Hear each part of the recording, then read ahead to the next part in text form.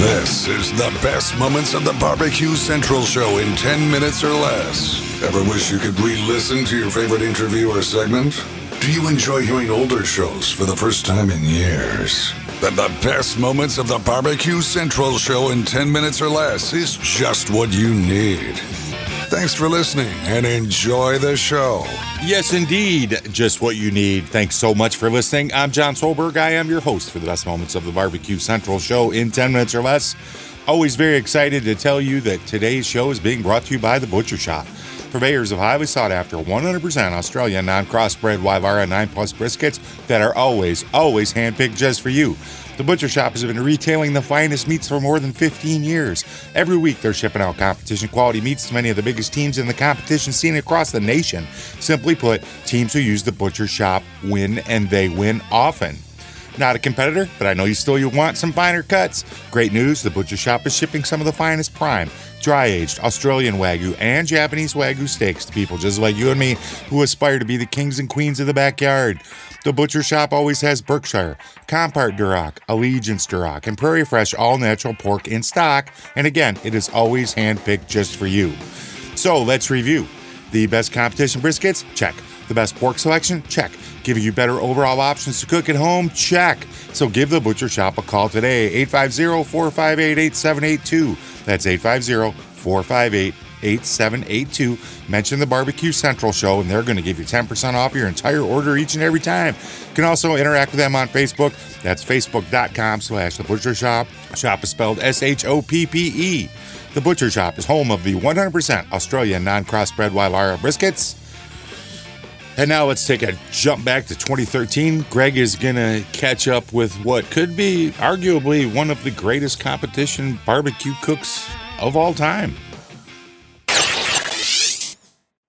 Helping me close the show tonight, one of the hottest pitmasters on the circuit right now, 2 weeks ago, took the first grand champion in the 2013 Sam's Club Series race this year. Here to recap that event, talk some other barbecue. None other than the pitmaster of the top-ranked competition team, according to the National BarbecueRankings.com. Let's go ahead and race over to the hotline, and welcome back, friend of the show, Rob Bagby. Rob, how are you, buddy? I'm great. How you doing, Greg? Suffering through technical difficulties like one would not believe, but I appreciate you making time for the show tonight, Rob. I know it's a couple weeks removed, but as you look back on that Tampa event, how did that weekend go for you, and was there anything unusual that you had to contend with during the cook? Yeah, it was, lately all my contests have been a little bit unusual. Probably starting about a year ago, my boss at work has tightened up on me on letting me get off on Friday afternoons early, and so I've been having to work a full day.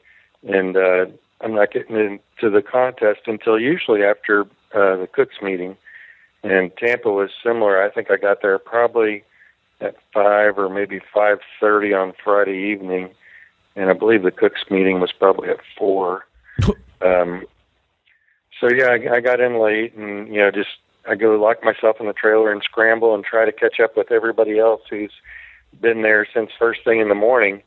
I managed to do that. Then I got my fire going on my pit burner or my stick burner, and I don't know what it was.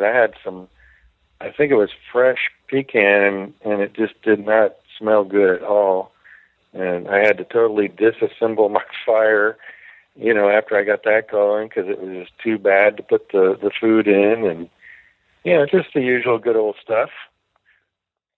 Yeah, it sounds like a hoot and holler. What time do you usually, before the boss decided to be the man, what time did you usually prefer to show up for events? I used to try to get there at the latest at about 3:30, 4 o'clock on Friday. If it was an out-of-state or way out of town, I'd try to go. I'd take off all of Friday and go Thursday after work.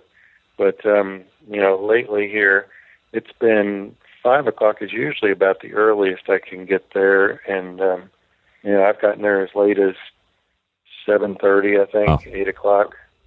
Because there's still all the prep stuff that you need to do. I mean, if people don't understand about competitions, it's not like you're just pulling up there, 6, 7 o'clock at night, and then you can just start a fire and you're off and running. There's inspection. You got to get all the meat prepped and get it injected and let it sit around and do all this other stuff. I mean, that's all time involved. Yeah, exactly. I try to have at least 2 of the 4 meats trimmed. Invariably something happens and I don't get around to the dreaded chicken. But, I go in with my big meats ready to inject. And, you're right. You can't just light the fire and throw them on and go. First of all, I got to try to hunt down somebody to inject them. And, being after the cook's meeting, a lot of times they're already headed off to dinner or something. So I scramble and try and get that squared away, and then just as fast as I can, I get the injection in there, and then try to wrap up my chicken, which I usually don't have ready to go. And I usually kind of get a start late on the fire, or a late start on the fire also. It used to be I'd like to start around 8 o'clock and go nice and slow and easy for a while, but lately it's probably been 10:30, 11 before I'm getting the food on at all. So it's changed up some, but it still seems to be working. So I can't complain too much. Well, absolutely. The results speak for themselves. Are you a single team guy? Yeah. The only time I have teammates with me is if we're close to home and we're vending on a Saturday. My crew will show up Saturday morning. But even then, I'm getting all the vending food ready on Friday along with the contest and stuff like that. But, yeah, all the other times I'm a solo guy. Rob Bagby joining me here on the show. Swamp Boys BBQ is the team name. SwampBoys.com is the website. Rob, as we look at Sam's Club, and then, of course, this is going to be out of the Hendersonville Regional, it's kind of unique in the fact that there are a handful of events that take place literally like right now and a couple weeks ago. I think the next round for you, for the Sam's Club, is until like middle of September or something like that. Does that bother you at all as far as like any type of a momentum sense, or could you care less? No, it doesn't bother me at all. Actually, I'm usually, for whatever reason, down here in Florida, we compete year round. We don't really have an off season. Actually, our off season is more like June and July.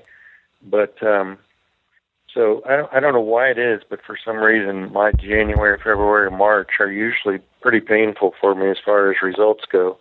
So I'm happy that the second round of it isn't until later in the year, because I'm usually getting a pretty good stride by then. I've got no problem with that at all. Plus, it gives me some time to raise some money to make those long drives. Out to Hendersonville, that's like, 12, 13 hours away.